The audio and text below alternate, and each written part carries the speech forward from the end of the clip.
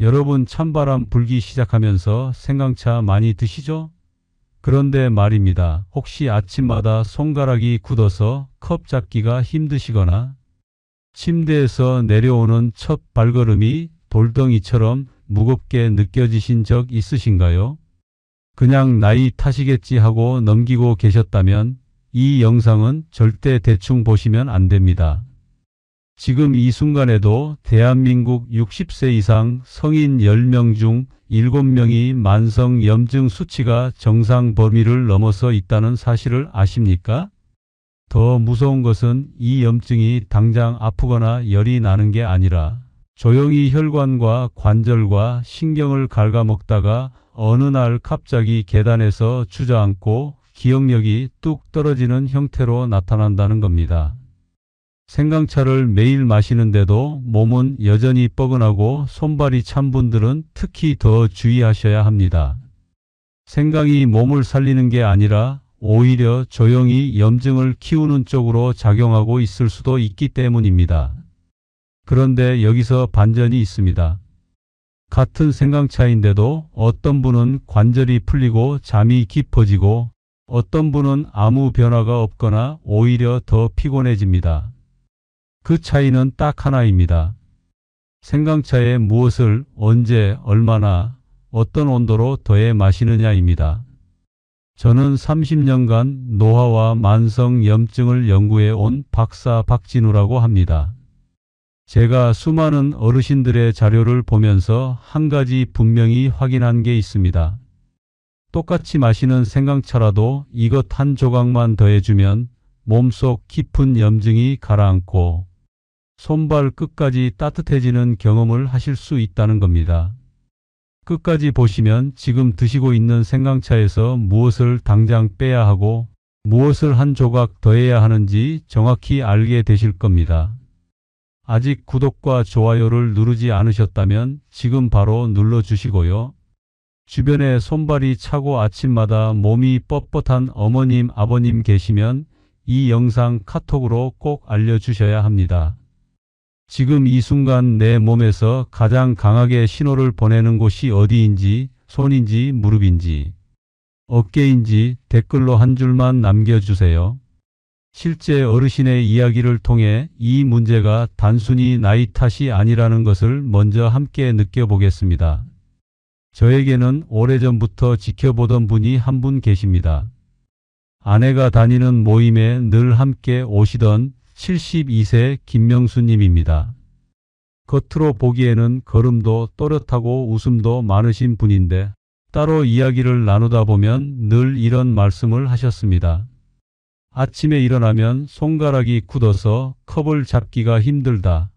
침대에서 내려올 때 첫 두세 걸음은 무릎이 돌처럼 묵직하다. 밤에 자려고 누우면 종아리가 뻐근해서 다리를 자꾸 움직이게 된다는 이야기였습니다. 그래도 김명수님은 그냥 나이가 들어서 그렇겠지 하고 넘기셨습니다. 겨울만 되면 본인이 직접 생강을 듬뿍 썰어 넣고 오래 끓인 생강차를 큰 냄비에 가득 끓여두고 하루 종일 마셨습니다. 그런데 이상한 점이 있었습니다. 생강차를 그렇게 열심히 마시는데도 손발은 여전히 차고 아침에 몸이 풀리는데 시간이 오래 걸리는 겁니다. 어느 날 김명수님이 저에게 이렇게 물으셨습니다. 나는 나름대로 건강 챙긴다고 하는데 왜 이렇게 몸이 무겁고 피곤한지 모르겠다고요? 그때 저는 생강 자체가 나쁜 것이 아니라 끓이는 온도와 시간 그리고 거기에 따뜻한 성질을 가진 이것을 한 조각 더해주는지 여부에 따라 몸의 반응이 완전히 달라진다고 설명해 드렸습니다.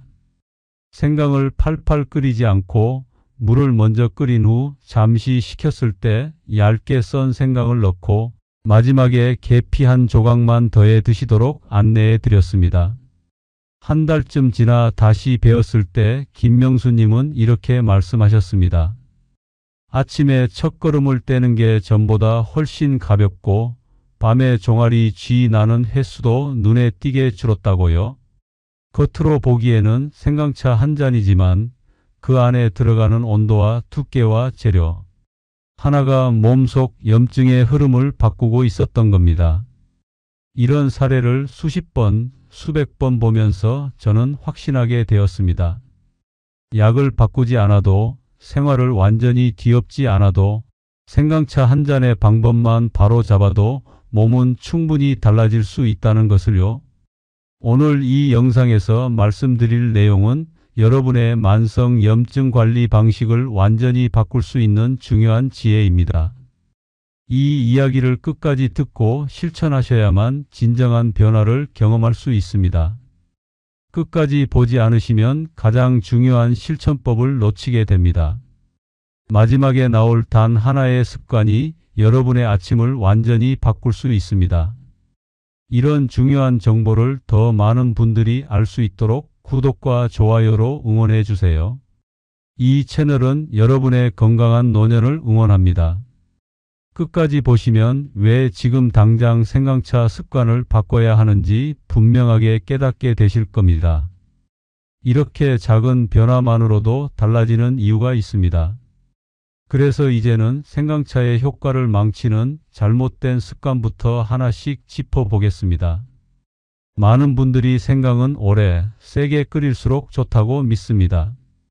냄비에 물을 올려놓고 생강을 듬뿍 넣은 다음 물이 반으로 줄어들 때까지 끓이는 식이죠. 겉으로 보기에는 진국 같지만 실제로는 생강 속에 좋은 성분이 높은 온도에서 약해지기 쉽습니다. 한국식품연구원의 자료를 보면 따뜻한 온도에서 우렸을 때와 팔팔 끓였을 때 성분 구성이 달라진다는 보고가 있습니다. 특히 생강의 핵심 성분인 진저롤은 높은 온도에서 쇼가올로 변하는데 이 과정에서 위에 자극을 주는 성질이 강해질 수 있습니다. 70세 정선자님은 겨울마다 진하게 졸인 생강차를 하루에 서너 잔씩 드셨습니다. 그런데 속이 자주 쓰리고 밤에 얼굴이 화끈거리는 일이 잦아졌습니다. 제가 물을 먼저 끓인 후 불을 끄고 잠시 식힌 다음 생강을 넣어 10분 정도만 우려 드시도록 안내해 드렸습니다. 몇 주 뒤 정선자님은 속이 훨씬 편안해졌고 밤에 얼굴이 달아오르는 느낌도 줄었다고 하셨습니다. 생강은 오래 끓이는 것이 아니라 적당한 온도에서 편안하게 우리는 것이 중요합니다. 지금 집에서 끓이시는 생강차는 혹시 너무 세게, 너무 오래 끓이고 계시지는 않으신가요? 귀찮다는 이유로 생강을 그냥 두툼하게 썰어 넣는 경우도 많습니다. 하지만 이렇게 두껍게 썬 생강은 겉부분만 데워지고 속 깊이 있는 성분은 물로 잘 나오지 않습니다. 농촌진흥청에서 뿌리 채소를 연구한 자료를 보면 얇고 넓게 썬 쪽이 성분이 더 고르게 녹아 나온다는 결과가 있습니다. 표면적이 넓어야 물과 닿는 면이 많아지고 그래야 좋은 성분이 충분히 우러날 수 있는 겁니다. 68세 김동호님은 엄지손가락 두께로 생강을 썰어 통째로 끓였습니다. 냄새는 강한데 정작 몸은 그다지 달라지는 느낌이 없다고 하셨습니다. 제가 생강을 손톱 두께 정도로 얇고 넓게 썰어 넣고 끓이지 말고 우리도록 방법을 바꾸자. 몇 주 뒤 김동호님은 손끝이 예전만큼 시리지 않고 설거지를 할 때도 덜 얼얼하다고 이야기하셨습니다. 여러분이 쓰는 생강은 지금 얼마나 두껍게 썰려 있는지 한번 떠올려 보시겠습니까? 겨울만 되면 큰 유리병에 생강을 가득 넣고 꿀을 부어 몇 달씩 두고 드시는 집이 많습니다. 편하고 맛도 부드럽지만 시간이 오래 지나면 생강의 향과 신선함이 떨어지고 꿀도 공기와 온도에 오래 노출되면서 맛과 성질이 변할 수 있습니다. 식품의약품안전처 자료에 따르면 꿀은 밀봉 상태에서도 온도 변화가 크면 품질이 저하될 수 있고 생강 역시 꿀에 오래 담가두면 본래의 매운맛과 향이 약해진다고 합니다. 위가 예민한 분들에게는 이런 변질된 생강꿀이 오히려 부담이 될 수 있습니다. 66세 안지은님은 반년 넘게 된 생강꿀을 매일 밤 타서 마셨습니다. 그런데 오히려 속이 더부룩하고 아침에 입안이 텁텁해졌습니다. 제가 생강은 따로 그때그때 우려 드시고 꿀은 마시기 직전에 작은 숟가락 하나만 넣도록 바꾸게 했습니다. 일주일 정도 지나자 속이 훨씬 가벼워지고 아침 입맛도 돌아왔다고 하셨습니다. 혹시 집 한쪽에 몇 달째 그대로 있는 생강꿀병이 있지는 않은지 한번 살펴보셔야 할 때입니다. 생강이 좋다는 말을 들으면 진하게 자주 많이 마셔야 좋을 것 같은 마음이 듭니다. 하지만 생강도 강한 식품입니다. 적정량을 넘기면 위가 쓰리거나 가슴이 두근거릴 수 있고 열감이 심해지는 분들도 있습니다. 대한영양사협회 자료에서도 생강은 하루 생것 기준 4g에서 5g 정도가 적당하며 이를 넘기면 소화기 불편감이 생길 수 있다고 경고합니다. 73세 오상률님은 몸을 따뜻하게 하고 싶다며 매 끼니마다 큰 머그컵으로 생강차를 한 컵씩 하루에 서너 컵을 드셨습니다. 처음에는 좋았지만 어느 순간부터 속이 타는 듯하고 머리가 띵한 느낌이 생겼습니다. 제가 양을 줄여 하루 2~3번 작은 잔으로 마시도록 바꾸고 중간에 물도 함께 마시도록 안내해 드렸습니다. 그 뒤로는 불편감이 눈에 띄게 줄었습니다. 지금 내가 마시는 생강차 한 잔의 양은 과연 내 몸에 맞는 적당한 양일지 아니면 욕심이 조금 앞선 양인지 스스로에게 물어보셔야 합니다. 만성염증은 하루 이틀 사이에 생긴 것이 아닙니다. 수년 동안 쌓여온 결과입니다. 그런데 많은 분들이 생강차를 사흘, 나흘 마셔보고 별 변화가 없으면 곧바로 포기합니다. 서울대학교 생활과학대학에서 진행한 생활습관 연구를 보면 몸이 눈에 띄게 반응을 보이려면 적어도 3주에서 한 달은 같은 습관을 유지해야 한다고 말합니다. 71세 박순옥님은 생강차를 나흘 마셔보고 아무 느낌이 없다며 그만두셨습니다. 제가 적어도 3주에서 한 달은 같은 방법으로 꾸준히 해보시라고 말씀을 드렸습니다. 한 달 뒤 다시 만나 뵈었을 때 아침에 손이 덜 굳고 계단을 오를 때 숨이 전보다 훨씬 덜 찬다고 이야기하셨습니다.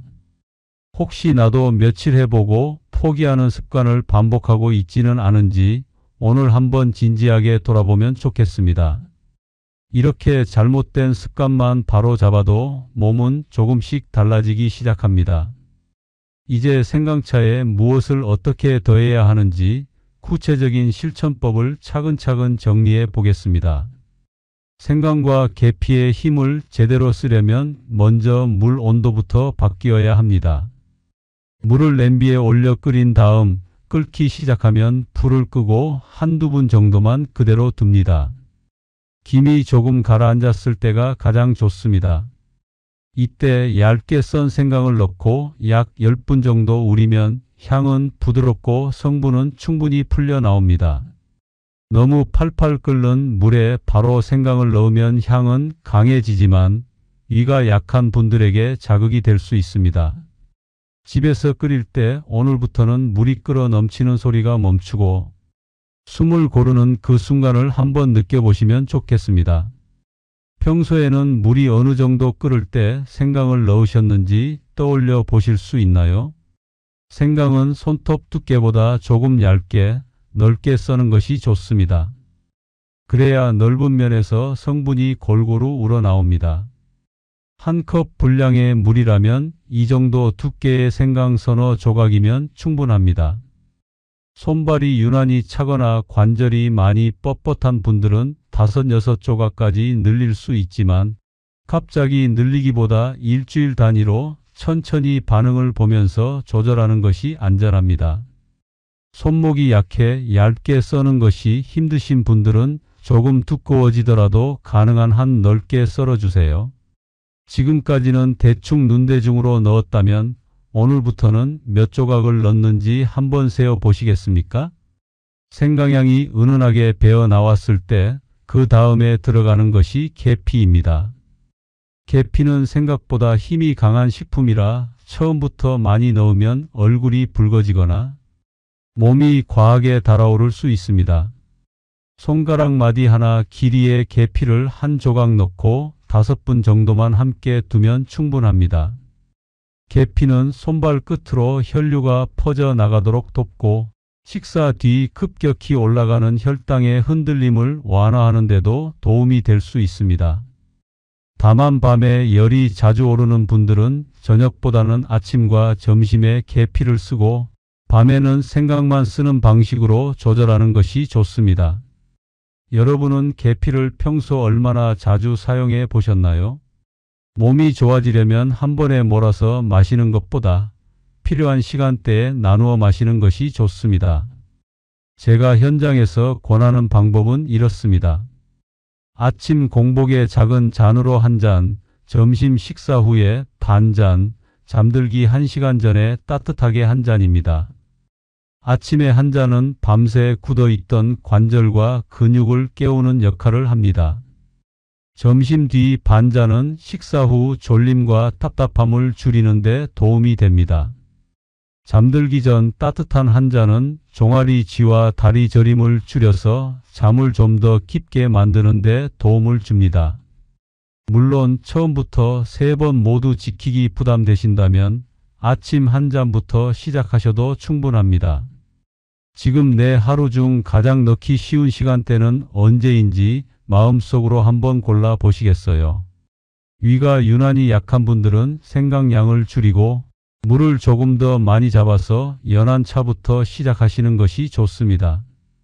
혈압이 높은 편인 분들은 계피 양을 처음에는 아주 적게 잡고 며칠 단위로 몸의 반응을 보면서 늘리거나 줄이는 편이 안전합니다. 밤에 열이 많고 땀을 자주 흘리는 분들은 저녁차에는 계피를 빼고 생강만 사용하는 방법도 있습니다. 생활 습관과 체질이 모두 다르기 때문에 남이 좋다고 한 양을 그대로 따라가는 것보다 내 몸을 잘 관찰하면서 스스로 기준을 세우는 것이 중요합니다. 여러분은 위, 혈압, 수면 중에서 어디에 가장 신경이 쓰이시나요? 마지막으로 꼭 권해드리고 싶은 것이 있습니다. 오늘은 몇 시에 어느 정도 농도로 생강과 계피를 얼마나 넣어 마셨는지, 그리고 그날 밤 다리 쥐는 어땠는지, 아침에 일어날 때 몸이 얼마나 뻣뻣했는지 간단히 한 줄씩만 적어 보시는 겁니다. 이 기록이 일주일, 한 달 쌓이면 내 몸이 어느 시간대에 어떤 농도에 더 잘 반응하는지 눈에 보이기 시작합니다. 그러면 더 이상 남의 말을 따라가는 것이 아니라 내 몸이 직접 알려주는 방법대로 미세 조절을 할 수 있게 됩니다. 오늘부터 공책 한 장이라도 꺼내서 내 몸과 생강 계피차에 대해 작은 기록을 시작해 보시면 어떨까요?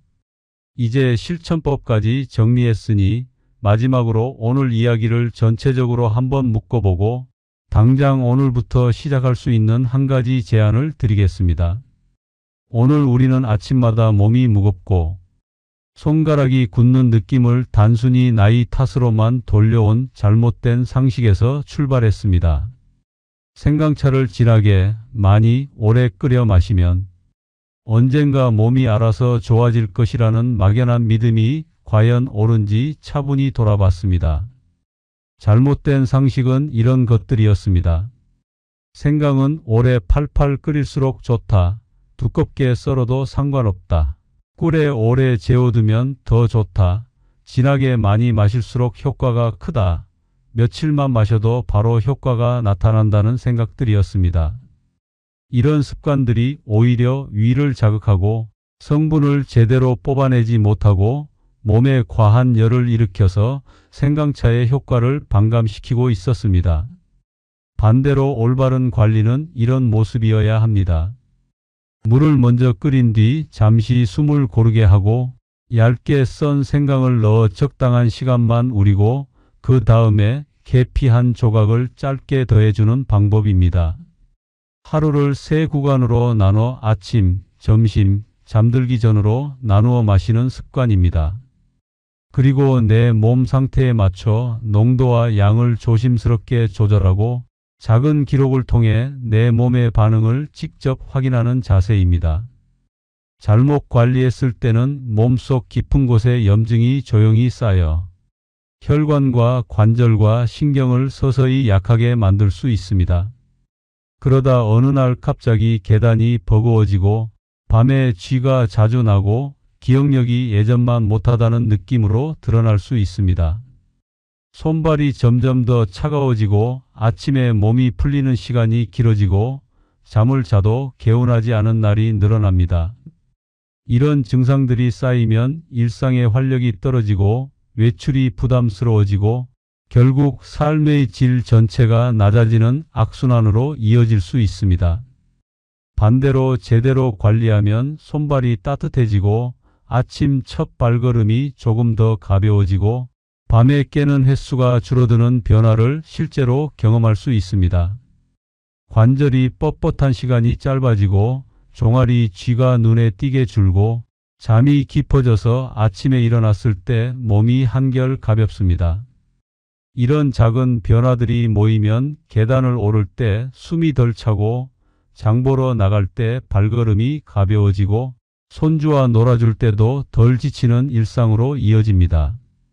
제가 오늘 드리고 싶은 단 하나의 제안은 이것입니다.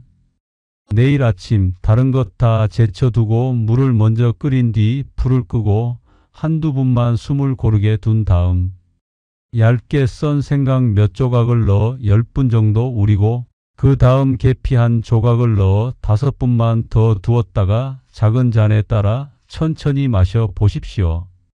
그리고 그날 하루 동안 내 손끝과 무릎, 종아리가 어떻게 느껴지는지 자신만의 언어로 한 줄 적어 보셨으면 합니다. 이 작은 한 잔이 일주일, 한 달 이어지면 몸은 반드시 어떤 방식으로든 대답을 시작합니다. 그 대답을 귀 기울여 듣는 것이 바로 나이 들어서도 내 몸의 주인이 되는 첫걸음입니다. 혹시 아직 구독과 좋아요를 누르지 않으셨다면 지금 바로 눌러주세요. 이 채널은 여러분의 건강한 노년을 진심으로 응원합니다. 오늘 이야기 들으시면서 내일 당장 실천해보고 싶은 한 가지가 있다면 그게 무엇인지 댓글로 꼭 남겨주시겠어요? 이런 중요한 정보를 더 많은 분들이 알 수 있도록 구독과 좋아요로 응원해 주시기 바랍니다. 그리고 이 영상 보시고 도움이 되셨다면 주변 아버님, 어머님, 지인분들께도 꼭 카톡으로 알려주셔야 합니다.